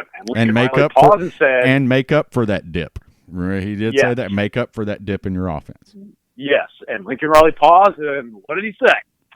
Oh, we ain't dipping. Yeah. So what the heck are you talking about? I love Lincoln Riley. I know. Any other college coach in the freaking country would be sweating buckets in between nightmares that they had to replace Hollywood Brown, Kyler Murray, a Heisman Trophy-winning quarterback, 4 NFL offensive linemen. I mean, the list goes on of what they've lost. But he refuses to believe they'll take a step back. And to me, that should tell you something. I mean, we're talking about the best offensive mind in football, period. I will not hear Sean McVay arguments. There's a reason why McVay is badgering Baker Mayfield on a plane for Lincoln Riley's play. Riley is the single-handed offensive god. Yeah. And what he is single-handedly telling you, as media members or fans, is that he has this thing on wraps. And I know that he is a talented place to succeed. I'm a big Jalen Hurts fan. I really think that this guy is on his way to his best season in college. On top of that, I don't think we're talking enough about how when you look at this offensive line, they are more talented on paper than what that previous offensive line was when you compare rankings. Right. Ben Powers was not a guy that was at the top of people's boards. Drew Samia was not a guy that was at the top of people's boards. I mean, we're talking now about guys like Tyrese Robinson, who was a very good player. Creed Humphreys now taking over, obviously, where he kind of had to wait his turn towards the midpoint of the season against Texas to really take the reins. Adrian Ely. I mean, there's some guys in this offensive line that I think are really, really good on top of that. I think Proctor, the transfer from Virginia, has a chance to throw a wrench in the works and become a valuable and experienced presence on the offensive line. And if all those pieces can come together, this is, again, an offensive line that should be more athletic, more powerful, and more dominant with their purely based talent. It's just a mental thing. Right. Can these young guys get it all in the head? And that's why Bill Beanbo has this job. It's his job to make sure they get it and they understand. And do I think that they will at some point during the season? Yeah. Will there be growing pains? Certainly. You saw that last season before the offensive line came together and became the Joe Moore Award with. Right. I mean, we don't really talk about it, guys. But yeah, the offensive line last year kind of struggled in the first couple of games before. I think the Texas game really was kind of their coming out party. Yeah. But there are these players that can make this offense go. And then to your point about the receiving core, I'm with you. I am a guy that I am dumbfounded that no one is talking about how Marquise Brown is gone. I mean, Marquise Brown was a freaking monster, and he's only 5'10". When you have a guy like that can single-handedly change the momentum of a game with a snap of your finger, how are you not concerned about replacing him? Here's why. They have CeeDee Lamb, who is going to be a first-round NFL draft pick. They have Grant Calcaterra, who I think has a chance to be a first-round NFL draft pick. And they have so many young receivers. Of course, you're going to talk about Jaden Hazelwood, Theo Weiss, Trajan Bridges, Austin Stogner, who I think personally has a chance to be one of the best of the bunch. But on top of that, you got guys that no one's talking about, like a Rambo, Charleston Rambo, Waylon Crawford. What will Nick Basquin do in his return season? Yeah. That's huge to follow. What is Michael Jones able to bring to the table? I mean, there are a lot of guys in this process that have a chance to be very, very good, and here's why. They didn't really play squat last year. And while there's something to be said about youthful ignorance, it could be an advantage for Oklahoma this season. There's something to think about when it comes to how these receivers have never really played in front of the big crowds. Rambo got a chance to do it in the Orange Bowl, and he really started to figure it out. There were some times where Rambo last season, quite honestly, shouldn't have been on the field. But now, a lot of these young guys are just going to step on the field and show out because they don't know any other way. Yeah. They don't know how to let the big stage get to them. Yeah. So I'm interested to see how a lot of these guys react to the situation. The offense will determine the likely success of this Sooner football team. I think they're going to the playoff this year, and we'll see what happens from there. But you're right. The offense is going to be the headliner here. The defense just needs to be a little bit better. You can't have another season of bottom-dwelling defense in the Big 12. And if that is the case, this Oklahoma team will fail to win a championship again. Yeah. And, and on the offensive line, one thing that I forgot to bring up, too, is Michael Thompson is staying on the offensive side of the ball. Lincoln Really? said, and apparently, I don't know the exact thing he said, but basically he's doing things that you just don't teach. He already knows them, and he never played that position. Yep. I mean, he said I think they might have considered it, and it may have been beaten, but going, hey, no, you need to come over here and watch this kid. He is doing things I haven't told him about yet. Just the fundamentals. They said he is way above or way ahead of the curve of where they thought he was. So, and he's got, he said tackle or guard, but he's got those long, freakishly long arms. You know what I mean? I watched some of his tape last year. He's just got real, man, for a defensive tackle to be able to extend those arms out on rush ins or anything else. That kid, I would like to have him on the defense, but, I think they're moving into where they think he'll benefit more. And he's probably not worried about going because he's going to a coach who's put, 9 guys in the last 2 years, a bunch in the NFL. And, so he's probably happy to be on that side of the ball. Probably. Hey, I mean, Bill, real quick, a lot of people recruited Michael Thompson as an offensive lineman, so we shouldn't be surprised by this notion, especially when Oklahoma was one of the programs. Yeah. Thought he was an offensive lineman. Obviously, they put him on D-line because, they needed more bodies there. But now that he's on that side, they're finally got him in a place where they thought he should play. And you're right. I think Thompson is a guy that is interesting to follow on the offensive line, in addition to guys like Finley Felix. Or if Proctor takes over, what is Marquise Haynes doing? I mean, there are some young offensive linemen in the program that could be very, very good if they develop correctly. Yeah. Hey, Colin, have you seen K9? You mentioned K9. Have you seen him lately? Huge. Monster. He is thick. Ginormous. He looks like He looks a like professional linebacker, does he not? I was impressed. Let me tell you something. I'm going to tell you guys right now, when he finally gets to the NFL Combine, I will be making myself a buffet and just pigging out as I watch this freak athlete blow up numbers left and right. Yeah. K9 is a special, special talent. On top of that, he's just a special young man. And I really do have an admiration for how he handles himself, not only as a football player, but as a person. And there's something to be said about that. There's not a lot of college kids content. I was just one of them. I know this crap. There's not a lot of college kids that know how to carry themselves as adults. Yeah. But K9's already there. Yeah. And I'm really glad that he's one of the leaders of this defense, a defense that could see struggles in a new system. So I don't really care how you feel about him as a football player. That's a leader that you want when you're going into the season that's ahead of you. And, you brought up Neville Gallimore, and he moved up from number 3 to, I don't remember whose deal this is, but from number 3 to the number 2 freakish athletes in the world or in the country. All right. He's number 2 because I don't know the exact, I need to look it up, but he runs like a 4.6, 40. Yeah. Wow. Yeah. Yeah, and they're like, watch this kid when he gets to the combine. He's going to 300-pound guys running, and he's dropped. I guess he was 330 last year, and he's down to 300.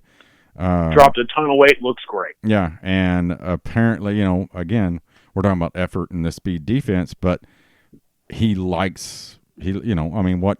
Good Lord, if you're, how tall is he? 6'5", 6'7", something like that, ridiculously. He's like 6'3.5" or something. But here, you tell a guy that big, hey, instead of playing, this double gap and protecting your gaps for linebackers, you just go through a gap.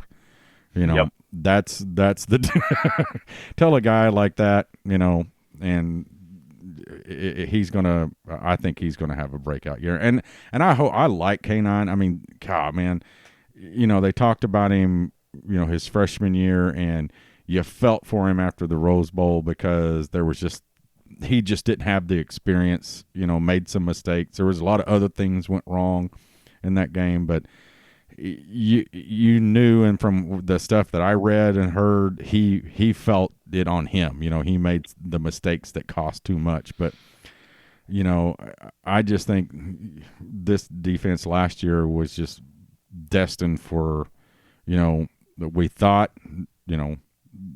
we started sipping the Kool-Aid after the FAU game, going, holy cow, these guys are good, and then Last. Yeah, I am not even getting the Kool-Aid packets out until after the Texas game. And It's I'm straight vodka then. Huh? So, it's going to be another interesting year for Oklahoma fans. I mean, it's football. It's Oklahoma football. We're looking forward to it. But, Absolutely. On the edge of my seat. yeah, and it's funny how, everybody's been counting days. It's 54 days, and now it's 47. It's 47 days to kick off. And Monday, when I knew it was Big 12 Media Days, but when you flip open Twitter, and all of a sudden, all the 24/7 and all the sports guys are posting stuff that I'm like, oh my God, it's football season.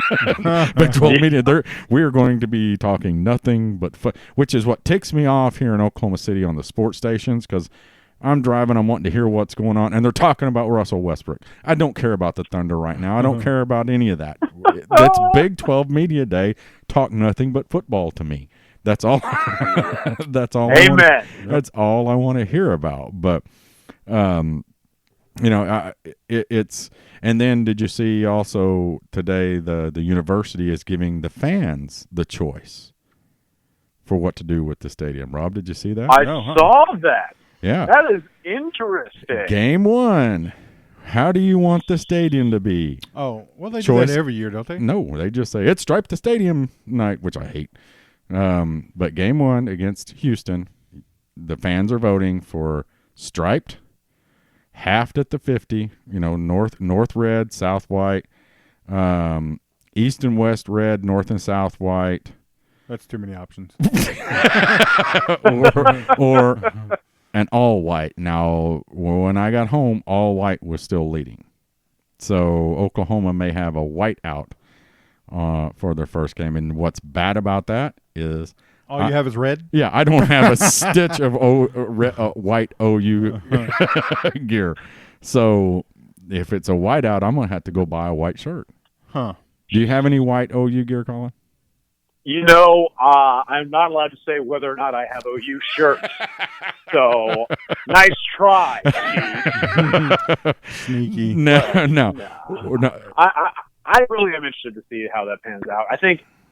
I don't know how I would feel about a whiteout. While it would look cool, I don't think that's an OU thing. I think it's more of a Penn State thing. Yeah. So, Well, but I think they're leaving it up to the fans because, for instance, I do not like, and my son do not like Caleb, who's on our podcast sometimes, do not like the striped stadium because we believe in superstition that Rob doesn't. But Correct. we don't play well when it's striped. Okay. Yeah. Normally, we've had bad luck with it. I don't like it. I don't know. I mean, maybe they should have done like a bullseye. The first 10 rows wear red, the next 10 rows wear white. That's That's too many shirts. That's too much coordination. And then I don't know. There's that many IQs. So you're getting adventurous. Yep. yeah, but I voted for the half and half. The north red and the south end So zone. you didn't have to wear white? No, I would have to wear white. Oh. Because we're in the south end zone. But I thought it looked better. You're in the South? Yes. No, we're in the north end zone. Sorry. Okay, all So, right. and it's the south end zone that's red. I right. sounded like I went to Oklahoma. Work it out. It sounded like I went to Oklahoma State there for a second, didn't it? Let's figure this out because I don't think you. Keep in mind, you wanted people to go in a row, so this should be telling. Yeah. But I do think it's because a lot of fans complained about it. We don't want, striped Yeah. and da-da-da-da. So the university is saying, hey, you guys pick. And that's I'm pretty sure if it's me, I'd say you don't get a choice. We're going to do what we want, right? Because we're slinging it. yeah, because so it'll be interesting to going into to the Gaylord family Oklahoma Memorial Stadium, and it'll be all white. Yeah. Does that mean the band's going to wear all white too? I doubt it. Oh yeah. Wow, that'll be interesting. So, yeah, but they left it up to the fans this year. Well, the team won't be wearing white. I mean, yeah, white. The pants will be, I guess. But But no, but that's I thought it was pretty cool that they're doing that. And also, have you seen the 125th, the 125 anniversary hats that are out, Rob? I have not seen those. Dude, have you seen them? But I picked up the signs. Rob picked I up. haven't seen them. No, I No, haven't seen them. it's what's it say across the top? Across the top, well, it has the OU emblem, and I think it says "Champions were born here," and then on the side it says Oklahoma football, 125 years of Oklahoma football, or Champions was made here, or born here, or created here, something like that. So, but it's a white hat, but it's pretty badass. So. Huh. Well, all I took from those couple of pointers is that basically OU gets to blame the fans if they take an L week 1. So good luck, gentlemen. You officially are voting for your own turmoil. I agree. Work out. I agree. I do not like. I mean, man, just let the fans wear what they want. Don't. Hey, I am a superstitious guy. I have this beautiful. We call it the podcast palace, but I have a nice room that we do the podcast out of. It's dashed with OU gear. And souvenirs and Steelers and other stuff. And I can't watch a football game in here anymore. Do you know why? You say take L's? Because I watched Oklahoma get beat by Iowa State 2 years ago in this room. That's fake news. Yep. Okay. And we have a patio that has a TV, and we call it the Rally Patio. My son We weren't at that game. My son kept coming in here and go, Dad, out to the rally patio now. And I was like, I am not going out there. We should not have to have the rally patio to beat Iowa State. And we lost. So I can never watch another Oklahoma football game in my podcast room. See, that's a mental disorder, Colin. One of these days, one of these days you might have one as well. So, call it how it is, man. Hey, no, you should have gone on the patio. I should have gone on the patio. We'd have gone undefeated and probably beat Georgia that year and all that other fun stuff. But anyway, all because you got too big for your britches. Yeah. Nice, man. Way to go. So, anyway, man, this has been an amazing podcast. We appreciate you coming on and sharing this. I know our listeners will love it. Tell everybody where you're at, how to follow you on social media and all that stuff real quick, Colin. Yeah. So first of all, thanks for having me on. It's been a blast. Love talking sports. We'll always be willing and able to come on and talk more sports with you guys. Obviously, I do football, but I'm also all over for basketball and baseball and softball. So anytime you need some insight, just give me a shout. Any of you guys can reach out to me. Hit me up on Twitter at Collin Kennedy 15. Make sure you check out OUInsider.com, the 24/7 Sports Network, and listen to Total Sports on the Sports Talk Network, 1400 AM, 99.3 FM. It's me and old James Hale doing the show. And outside of that, you can find me on the sidelines, Sooner football games. Just give me a shout, say what's up. Don't be a stranger. And I'm always willing to talk as long as I'm not getting a foot thrown at me or I'm not swamped in work. So, don't be a stranger. Reach out. I'm always willing and available on Twitter, or you can email me, CollinKennedy15 at iCloud.com if you have any questions, comments, or concerns. Always willing to help out fans with questions or comments about Oklahoma football or sports in general. Yeah, and again, I want to let folks know that this was a short, what was it, about 5 o'clock when I sent you a message? Yeah, I was literally driving away from Conference USA Media Days, full blown and CUSA mode, and I get a text, random number. Hey, can you be on a podcast in like an hour or so? Like, oh yeah, let me just go ahead and tell my mom the family dinner's going to be cut short real quick. That'll make her really happy. And we got to thank Brandon Drum for that. I mean, he was going to come on, and we talked earlier today, and he was, he's like, dude, I'm going to do everything I can to get there. I was like, look, man, if you need to wait, we're cool. I mean, because he just had the surgery and everything, and it's like, I'd really appreciate that if that's all right with you guys. I'm like, dude, whenever you're ready, you let us know. And then the next message he sent, he's like, hey, you want to have Colin on? And I was like, sure. He goes, here's his number. Hey, Colin, one more time with the Twitter, okay? What's your Twitter handle again? Rob's looking you up. At Collin Kennedy 15. You'll see a picture of me with the Heisman Trophy. And the one you won? Yeah. Is that the Heisman? Yeah, no, that's want? mine. I keep it in my house. So, yeah, Kyler Murray has no idea that he's missing one right now. I still have to get that nameplate changed. It's kind of a burden. They don't make Heisman Trophy plate changes very easily. It's tough. And if you could see this right now, Rob is one of the worst people with the internet.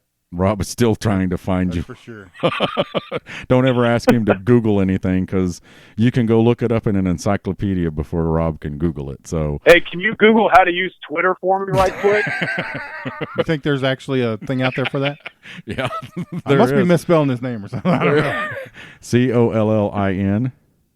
Yes. All right. Collin. And Kennedy, like, John F. All right, I found you. Yeah. Are you sure, Rob? Got him. Got him. So proud of you, man. So proud. I'm proud of myself. Sometimes I amaze myself. So now, seriously, that took him that long to find you. I know. I'm honestly shocked. You I don't know, participation trophy maybe, because I can't give you a gold medal or anything for that duration. I'm out on the whole participation. And when he's doing it, he is when he's trying to do something on his phone, he is so intense on it. I mean, he is like, he's like one of those that's typing on the keyboard. It's like taking the SAT. Like, oh my God, man! I got to concentrate or I'll lose. And when his son, we're out to dinner. For, any of his sons are with him. Sometimes they'll just grab his phone out of the hand and do it, or they'll look it up on there. Sure. Yeah. It's like, God, dude, here we go. But anyway, man, we appreciate it. I got your number, you got mine. We'll be in touch, and hopefully we can do it again soon. Absolutely, man. You guys take it easy. All listeners out there, take it easy as well. God bless. And make sure you check it out. OUInsider.com. We're always filling you with content. All right, and that's the podcast, guys. Boomer Rob. Boomer Terry. Thanks for listening to the Sooner Football Fans Podcast. Sooner Football Fans Podcast is hosted by Rob Nixon, Terry Long, and occasionally Caleb Long. It is produced at the beautiful Podcast Palace in Norman, Oklahoma. Follow us on Twitter at SoonerFBFans and like our Facebook page at Facebook.com/Sooner Football Fans, and visit our website at www.SoonerFootballFans.com to read our blogs and keep up with our tailgating activities. Boomer Sooner, everyone.